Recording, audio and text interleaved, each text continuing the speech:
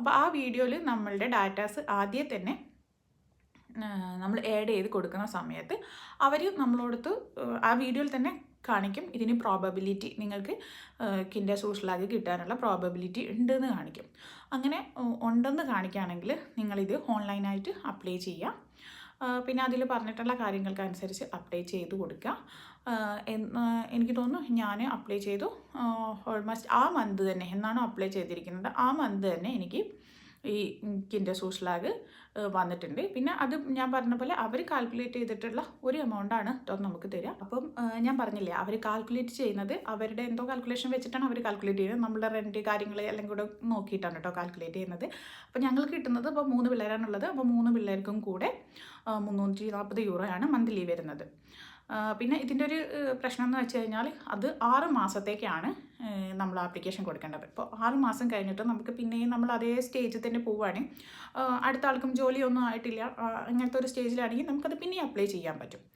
ഈ എന്താ പറയുക കിൻഡർ ഗെൽറ്റിൻ്റെ പുറമേ കേട്ടോ ഈ ഒരു കാര്യം കൂടെ വരുന്നത്.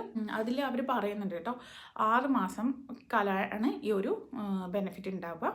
പിന്നെ ഈ 6 മാസം കഴിഞ്ഞിട്ടല്ല 6 മാസത്തിൻ്റെ ലാസ്റ്റ് മന്തിൻ്റെ 1 മന്ത് മുന്നേ നമ്മൾ പിന്നെ അപ്ലൈ ചെയ്യണം. നിങ്ങൾ ഇതേ സ്ഥിതിയിലാണ് തുടരുന്നതെങ്കിൽ നിങ്ങൾ ഇനിയും അപ്ലൈ ചെയ്യണമെന്ന് അവർ നമ്മളടുത്ത് പറയുന്നുണ്ട്.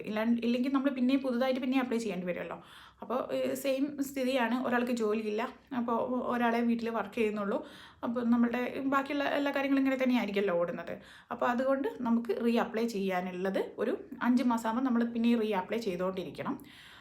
അതാണ് ഇതിൻ്റെ ഒരു ഇത് കേട്ടോ. അല്ലാണ്ട് നമ്മളിപ്പോൾ കിൻഡർ ഗെൽറ്റൊക്കെ ആണെങ്കിൽ ഒറ്റ തവണ അപ്ലൈ ചെയ്ത് കഴിഞ്ഞാൽ പിന്നെ അത് 18 വയസ്സ് വരെ നമുക്കത് ഒന്നും ചെയ്യേണ്ട ആവശ്യമില്ലല്ലോ. അത് ഓട്ടോമാറ്റിക്കായിട്ട് വന്നുകൊണ്ടിരിക്കും. നമ്മളെങ്ങാണ്ട് ബാങ്ക് അക്കൗണ്ടിൻ്റെ നമ്പർ എങ്ങാണ്ട് മാറുകയാണെങ്കിൽ മാത്രം നമ്മളത് ചേഞ്ച് വരുത്തി കൊടുത്താൽ മതി കിൻഡർ ഗെൽറ്റിന്. ഇതങ്ങനെയല്ല.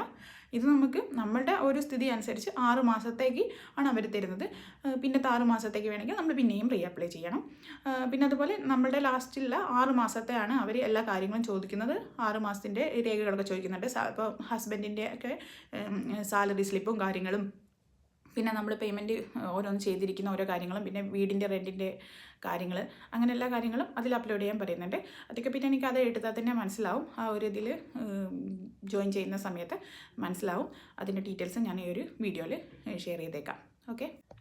പിന്നെ വേറൊരു കാര്യം കൂടെ ഇതിൽ പറയുന്നത് വെച്ച് കഴിഞ്ഞാൽ കുട്ടിയുടെ ഒരു 25 വയസ്സ് വരെ നമുക്കിതിൽ അപ്ലൈ ചെയ്യാൻ കഴിയും കേട്ടോ. കുട്ടി 25 വയസ്സിലും നമ്മുടെ കൂടെയാണ് താമസിക്കുന്നതെങ്കിൽ ഈ ഒരു കിൻഡർ സോഷ്യലാഗ് നമുക്ക് അപ്ലൈ ചെയ്യാൻ കഴിയുന്നതാണ്. ഫാമിലിയൻ കാസയുടെ അതേ വെബ്സൈറ്റിൽ തന്നെയാണ് കേട്ടോ നമ്മൾ പോകേണ്ടത്. അപ്പോൾ ഇതാണ് ഞാൻ പറഞ്ഞിരിക്കുന്നത് നമ്മൾ അപ്ലൈ ചെയ്യേണ്ട സാധനം. KIZ